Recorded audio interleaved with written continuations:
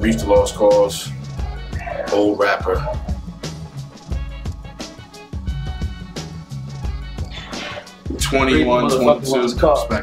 Respect. Yeah, just so y'all know, we're in the entranceway to the bathroom of the Hard Rock Cafe. So people walking by, we're keeping it real hip hop. That's VIRO one.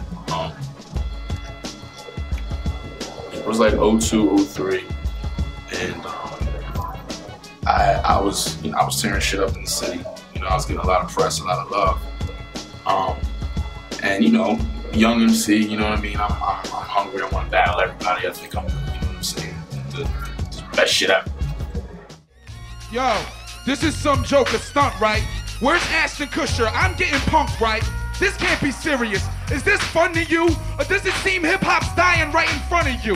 Oh my God, fuck you and your entourage. You have no business wearing fucking camouflage. The men and women of the armed service would be offended. This guy cannot rap, he is pretending. This has gotta be the worst shit I've ever heard.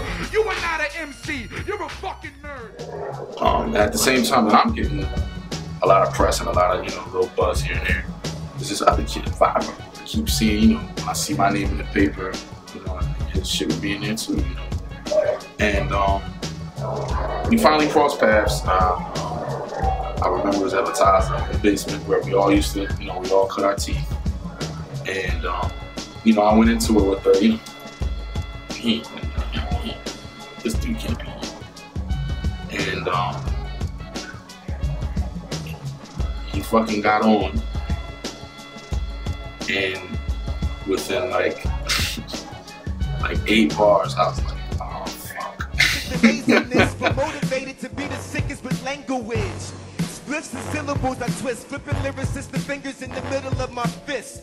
Picking it with you thinks as ill as this, and I hit him with some shit that is sick as freaking shit. You know what I'm saying? Like that, you know, moments like that, you know what I'm saying? Like the first time you hear greatness, you know? I stood there and I watched the set, and if I'm not mistaken, did I buy a CD? I think asked you to sign it, right? I mean, I bought a CD and had y'all sign the shit because that's how confident I was that I just heard the next great thing in music.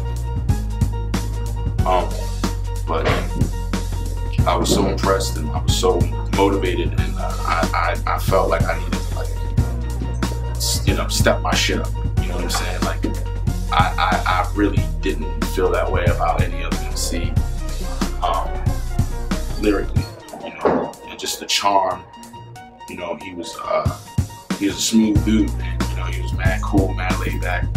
I always love the line he says, you know, bitches say, kind of reminded me of Snoop. Because, like, you know, he does have that demeanor, just, you know, he's an easy-going guy. I know the other thing I saw him when he spazzed out on me, but on stage, he just had this calm, smooth delivery. You can hear every word. And, you know, lyrically, he was a giant. He was a giant of an MC. You know, he inspired me in a lot of ways. And, you know, I always, you know, felt like he didn't get his proper due. And, you know, Van Gogh didn't sell a painting until after he died. So I feel like in depth and through, you know, efforts like this and Snow Beans, myself, and, you know, different people that have a little bit of influence in hip hop, just trying to keep his name alive because he was incredibly gifted.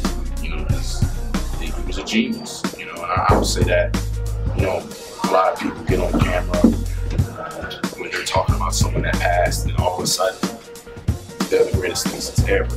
Anyone that was around during that time, us coming up, you know, he was, you know what I mean? He was here.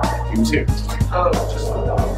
don't know if I could splice in like you just saying something about the record, anything you heard so far, or just the record in general. Yeah. You know what I mean? Like, well, I mean, comes out April 20th. All that yeah, stuff. I mean, it's just a fresh spin on classic hip hop. You know, like classic music that was dope then. It's just now been updated with different beats and different.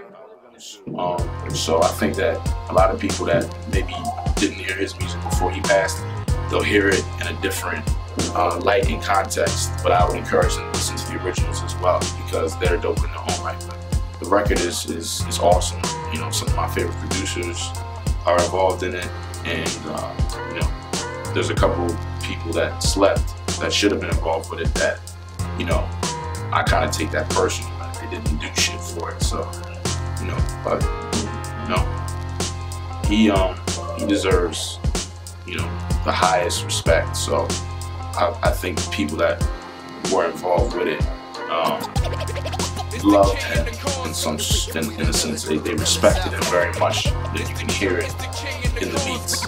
It's not throwaway. Here's you know, anything remix. A lot of times it's just, you know, everything sounds new, like a new song. It's just yeah, it's dope. I want to give a big shout out to Reef and King Mags for having me here. Make some noise for Reef and King Magnetic, man. The King of the Cause. And I got a new album out too. And I just, it breaks my heart that he didn't get his just due. But hopefully, you know, we'll continue to keep his name alive. And, you know, I miss him. And you know, we just miss him.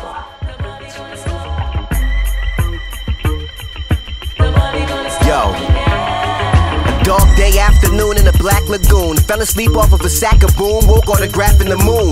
The adamantium helm, test and expect to suffer as we present you a dark realm in technicolor. Verbal vision, victims see apparitions when they listen. Then the featured rendition beats them to submission. That penalty pertains to all phony cycles who beefing, and at the DJ's CALIPH throwing vinyl shuriken.